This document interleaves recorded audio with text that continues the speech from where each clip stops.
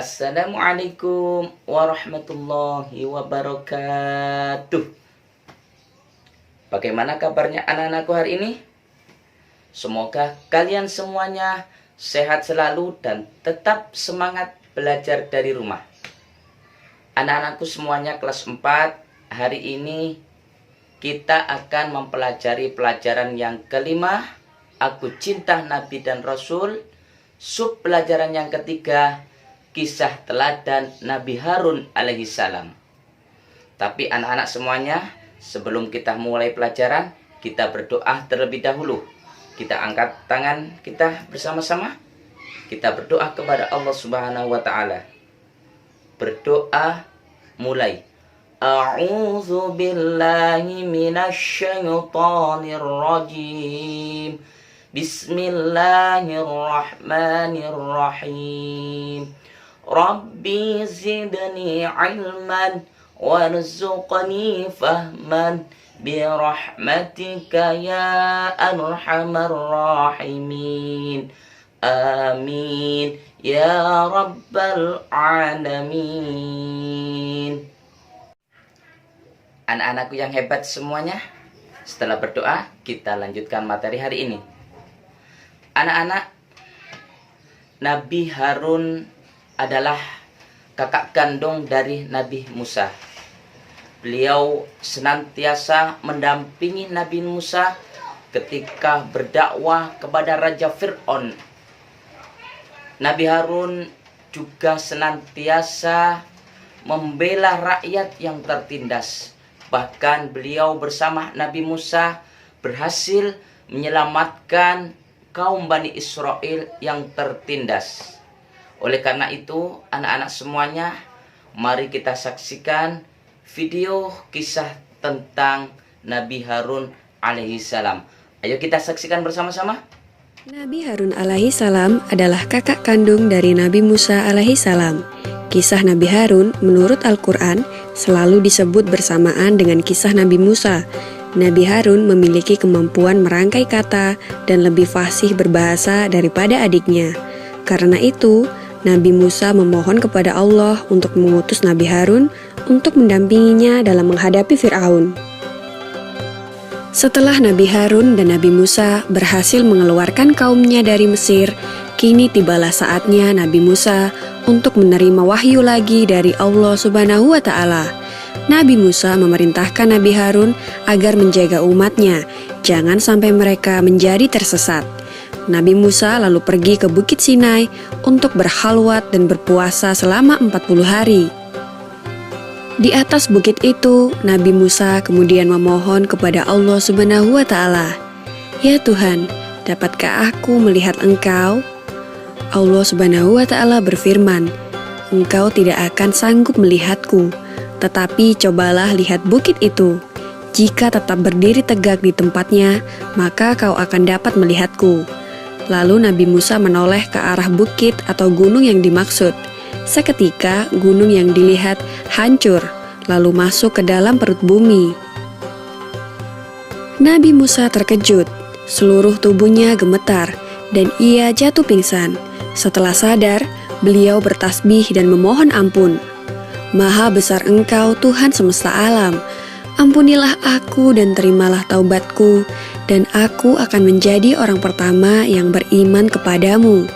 Selanjutnya, Allah Subhanahu wa Ta'ala menurunkan kitab Taurat yang berupa potongan batu, yang di dalamnya tertulis pedoman hidup dan penuntun beribadah. Ketika Nabi Musa turun dari Bukit Sinai, ia sungguh terkejut. Kaumnya ternyata telah tersesat. Mereka berpesta dan menyembah patung anak sapi yang seluruhnya terbuat dari emas. Nabi Musa segera menegur saudaranya, yaitu Nabi Harun, yang telah dititipi agar menjaga umatnya. Nabi Harun berkata bahwa ia sudah memperingatkan mereka, namun mereka tidak mendengarkan. Mereka menganggap Nabi Harun adalah orang yang lemah.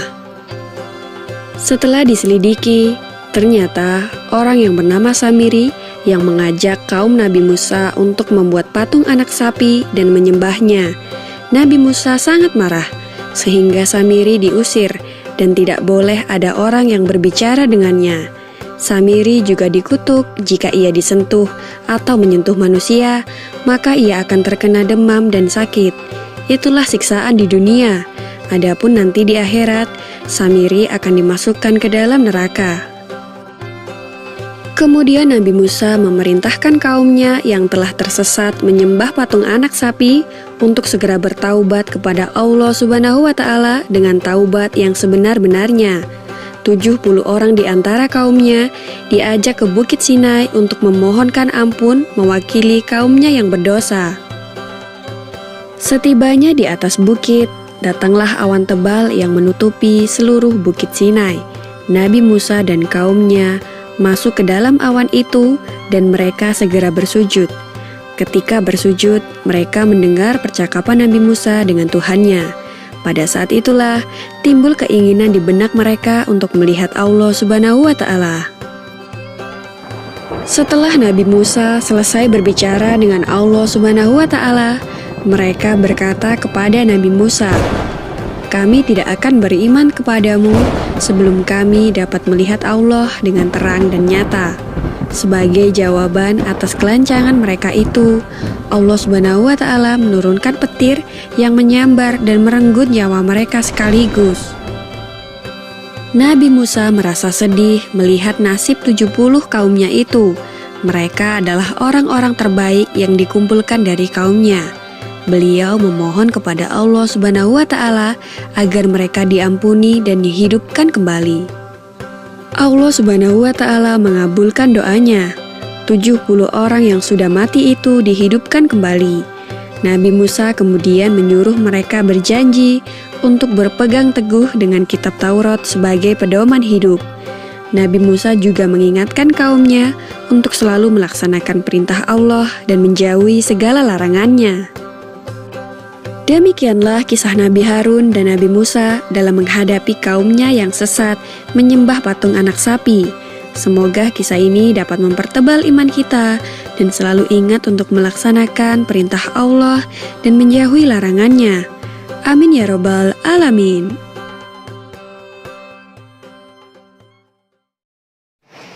Anak-anakku semuanya, setelah melihat kisah Nabi Harun alaihissalam, Nabi Harun banyak memberikan keteladanan kepada kita semua. Beliau adalah seorang nabi yang diberikan kelebihan ucapannya. Beliau fasih dalam berdakwah. Beliau juga teguh dan sabar dalam memegang agamanya.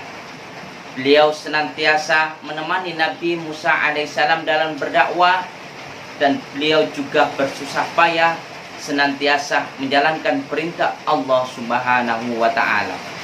Oleh karena itu, marilah kita mencontoh perilaku dari Nabi Harun alaihissalam untuk senantiasa taat dan patuh menjalankan apa yang diperintahkan oleh Allah Subhanahu wa Ta'ala. Anak-anakku semuanya, itulah tadi pembelajaran hari ini. Semoga banyak memberikan manfaat pada kalian semuanya. Pembelajaran hari ini, marilah kita akhiri dengan membaca doa hamdalah bersama-sama. Alhamdulillahi Rabbil Alamin.